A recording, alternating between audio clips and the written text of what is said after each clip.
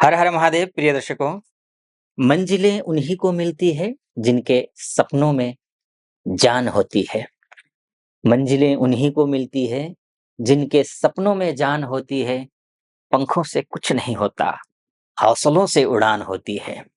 और मेष राशि वालों को हौसला रखने का समय है ये, धैर्य रखने का समय है। सब्र सब्र और धैर्य का सुखद परिणाम आपको मिलने वाला है।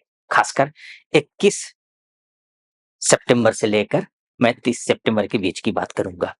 ये जो 21 सितंबर से लेकर 30 सितंबर के बीच में क्या कुछ होने वाला है, डिटेल में मैं बताऊँगा, क्योंकि आपके राशि के ऊपर 2025 के 29 मार्च से शनि की साढ़े साती शुरू हो जाएगी।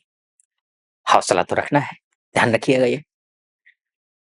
तो ये जो 21 तारीख से 30 तारीख के बीच का समय कैसा है, इसी पर चर्चा करूँगा और ये नक्षत्र आधारित ज्योतिष गणना के अनुरूप फलादेश होगा। तो सबसे पहले बात कर लेते हैं आपके हौसले की ही। आपके बिज़नेस का, आपके जॉब का, आपके इंटरव्यू का, आपके किसी से अगर आपने लोन लिया हुआ है, ऋण लिया हुआ है, ऋण से उऋण होने का, शत्रुओं से भय है, तो उस भय में विजय प्राप्त होंगे करेंगे या फिर भयभीत रहेंगे हमेशा, इस विषय पर चर्चा करेंगे। तो ये नक्षत्र आधारित होगा, तो इसमें स्वाभाविक है मैं नक्षत्र की बात करूँगा। आपका जो बुध है, यानी कि बुध अर्थात बिज़नेस का आपके मेष राशि वालों के लिए तो ऐसे बिज़नेस कारक ग्रह ये नहीं नहीं है, होता नहीं है। आपके लिए शुक्र है बिज़नेस कारक ग्रह। लेकिन बुध सबके लिए बिज़नेस कारक ग्रह होता है। जिसकी कुंडली में बुध खराब, वो बिज़नेसमैन नहीं है, ये मानकर चलिए। वो बिज़नेस कर ही नहीं सकता है। बिज़नेस अगर बुध खराब है आपकी कुंडली में, लग्न कुंडली में अर्थात, तो ये समझ लीजिए कि साल, डेढ़ साल, 2 साल एक बिज़नेस करेंगे, उसके बाद बिज़नेस चेंज कर देंगे, फिर दूसरा बिज़नेस, फिर दूसरा बिज़नेस, मतलब बिज़नेस चेंज करता रहता है व्यक्ति। किसी एक बिज़नेस में ठहराव नहीं होता है, ये एक समस्या है। तो इसलिए मैं बिज़नेस की भी बात कर रहा हूँ, बुध को लेकर के। तो बुध जो है उत्तरा फाल्गुनी नक्षत्र में गोचर करेंगे। उत्तरा फाल्गुनी नक्षत्र किसका है? वो सूर्य का नक्षत्र है। सूर्य के नक्षत्र में, यानी कि सूर्य और बुध जब भी इकट्ठे होते हैं, तो बुधादित्य नामक राजयोग बनाते हैं। वो तो है ही, वो तो ग्रह गोचर के हिसाब से मैं बोलूँगा। लेकिन यहाँ पर बुध जो है वो सूर्य के नक्षत्र में प्रवेश करेंगे। जैसे ही सूर्य के नक्षत्र में प्रवेश करेंगे, और सूर्य कौन है? आपके त्रिकोणेश है। त्रिकोणेश के नक्षत्र में प्रवेश करने का मतलब ये हुआ कि ऋण से उऋण हो जाएँगे, बिज़नेस अच्छा चलने लगेगा। उसके बाद जाकर के अपने वाणी में, अपने व्यवहार में सभ्यता आएगी, नम्रता आएगी, विनम्रता आएगी। इसके साथ-साथ में हौसला बढ़ेगा। तृतीयेश भी है। छोटे भाइयों के साथ में, फ्रेंड सर्कल में आपका अच्छा रेपुटेशन बनेगा। आप अच्छा इंटरव्यू देने के लिए कॉल आएगी, इंटरव्यू देने जाएँगे, इंटरव्यू क्लियर कर सकते हैं। ये सब कुछ जो है इन कम समय में ही बड़ा अचीवमेंट प्राप्त करने के आपकी कुंडली के हिसाब से योग दिखाई दे रहे हैं। एक तो ये हुआ, बुध के हिसाब से ये पूरा महीना है, यानी कि 21 तारीख से लेकर के 28 तारीख तक है, लगभग पूरा महीना मानकर चलिए। तो ये बुध की बात होगी। अब बात कर लेता हूँ मैं शुक्र की बात कर लेता हूँ। शुक्र की क्या स्थिति है? शुक्र आपके लिए बहुत मायने रखता है। देखिए, अगर आप दाम्पत्य जीवन में कहीं कोई गड़बड़ी चल रही हो, शादी नहीं हो रही हो, या फिर पति की पत्नी से नहीं बनती और पत्नी की पति से नहीं बन रही हो, तो नीरस हो गया हो शादीशुदा जीवन, तो शुक्र मायने रखता है सबके लिए, और आपके लिए तो है ही, क्योंकि आपका तो सप्तमेश है। और सप्तमेश क्या-क्या मायने रखता है? तो ये आपके लिए बिज़नेस अगर करते हो तो उसके लिए खासकर मैं बोलूँगा, तो इसके लिए बहुत ज़्यादा मायने रखता है। धन का कारक ग्रह भी तो शुक्र ही है ना। अगर शुक्र अच्छा नहीं है आपकी कुंडली में, तो आप हमेशा पैसे की तंगी का सामना करेंगे। तो शुक्र अच्छा होना ज़रूरी है। बिज़नेस के लिए भी, धन के लिए भी, चाहे नौकरी के माध्यम से धनार्जन करना हो, चाहे बिज़नेस के माध्यम से धनार्जन करना हो, तो शुक्र ज़रूरी है। और कुटुंब के साथ कैसे रिश्ते रहेंगे, ये भी एक मायने रखता है। कभी-कभी क्या होता है कि सब कुछ ठीक-ठाक है, चल रहा है, लेकिन कुटुंब का मामला इतना ज़्यादा परेशान कर रहा है कि व्यक्ति परेशान हो जाता है कभी-कभी, किसी के साथ बन ही नहीं रही है। अम, तो ऐसी स्थिति में शुक्र की स्थिति हम देख लेते हैं। शुक्र स्वाति नक्षत्र में गोचर करेंगे, और स्वाति नक्षत्र जो होता है, ये किसका नक्षत्र होता है? ये राहु का नक्षत्र होता है। ये राहु का नक्षत्र होना शुभ नहीं है। राहु के नक्षत्र में शुक्र का होना उतना ज़्यादा शुभ होता नहीं है, अनावश्यक रूप से धन खर्चा होता है, धन को लेकर के परेशान रहते हैं, ब परेशानियाँ आती हैं, ये सब कुछ शुक्र राहु के नक्षत्र में होता है। लेकिन एक खूबसूरती क्या है? खूबसूरती ये है कि स्वाति नक्षत्र का जो राशि है, वो कौन-सी राशि है? वो तुला राशि है, वो तुला राशि है। और तुला राशि किसकी राशि है? शुक्र की राशि है। भले ही राहु के नक्षत्र में जाना, एक नक्षत्र के जो होते हैं ना, वो नक्षत्र के राशियाँ भी होती हैं, नक्षत्र के स्वामी भी होते हैं।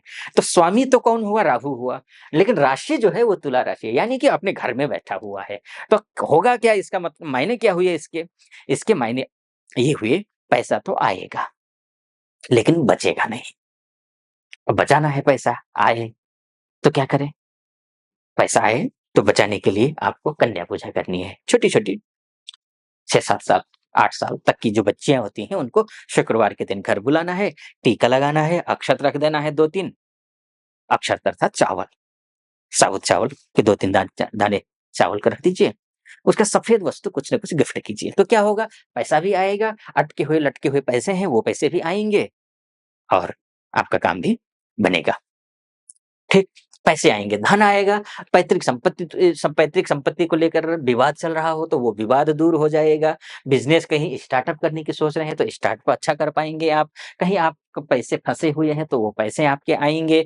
बिज़नेस में कहीं कोई डील चल रही हो, फाइनलाइज़ होना हो तो और यही दिन है फाइनल होने के लिए, तो इसमें शुभता आ जाएगी। तो ये सब चीज़ें होंगी। तो ये एक अच्छी बात आपकी कुंडली के हिसाब से दिखाई दे रहा है। एक खूबसूरती और है, उससे पहले एक बात मैं आपसे बोलूँ कि यहाँ तक अगर आप पहुँचे हैं और वीडियो मेरा ये विश्लेषण आपको ऑथेंटिक लग रहा हो, तो चैनल को सब्सक्राइब, वीडियो को लाइक और कमेंट बॉक्स में जा करके महादेव का भक्त हूँ, कृपा आप पर भी बनी रहे, ऐसी मेरी कामना।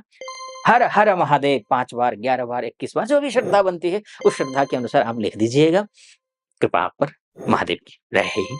ठीक, अगर आगे बढ़ता हूँ, एक बात और मैं कहना चाहूँगा यहाँ पर, ये मोटा-मोटी तौर पर होता है, ध्यान रखिएगा।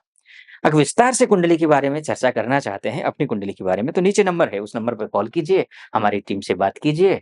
टीम जो आपको निर्धारित तिथि देगी, उसी निर्धारित तिथि पर आपसे आपकी कुंडली का विश्लेषण मैं करूँगा। चलिए, फिर से विषय पर आता हूँ। तो ये शुक्र की बात हो गई, तो ठीक, अब शुक्र के साथ-साथ में एक खूबसूरती बात मैं एक अच्छी बात कहने वाला था कि गोचर के हिसाब से ना 18 सितंबर से ही शुक्र अपने घर में आ गए हैं, आ रहे हैं, 18 सितंबर से। ये शानदार है। पैसे वालों के लिए तो अच्छा है, बहुत ही अच्छा है ये योग, बहुत ही अच्छा है। मतलब धन की कोई कमी नहीं रखेगा, ग्रह गोचर के हिसाब से। हाँ, मैंने फिर से कहूँगा मैं, शुक्र की राशि में शुक्र गया है, अपनी राशि में गया है, लेकिन राहु के नक्षत्र में है। पैसा बचाने की ज़िम्मेदारी भी है, ध्यान रखिएगा, पैसा बचाना है। अच्छा, ये शुक्र की बात हो गई। मंगल की बात है, मंगल भी आर्द्रा नक्षत्र में है, जो कि ये भी राहु का नक्षत्र है, यानी कि ध्यान रखिएगा, स्वास्थ्य का भी ध्यान रखना है। कुछ भी खाएँ, कुछ भी पिएँ, कुछ भी अव्यवस्थित हो जाएँ, अस्त-व्यस्त हो जाएँ, ऐसा नहीं करना।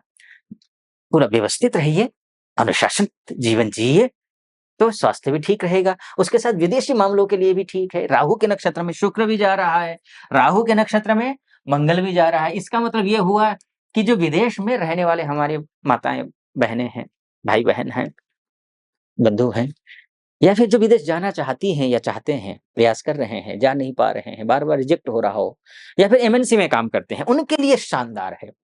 थोड़ा बहुत डोमेस्टिक लेवल पे काम करने वाले व्यक्तियों के लिए सावधानी बरतनी है, खराब नहीं है, सावधानी बरतनी है। विदेश वालों के लिए विशेष अच्छा दिखाई दे रहा है। चलिए, फिलहाल इस वीडियो को यहीं पर समाप्त करता हूँ। जैसा भी लगा हो, कमेंट करके बताइएगा। सटीक लगा हो, तो सब्सक्राइब भी कर दीजिए, वीडियो को लाइक भी कर दीजिए। हर हर महादेव भी लिख दीजिए। आप खुश रहें, प्रसन्न रहें, महादेव की कृपा आप पर बनी रहे, ऐसी मेरी कामना। हर हर महादेव।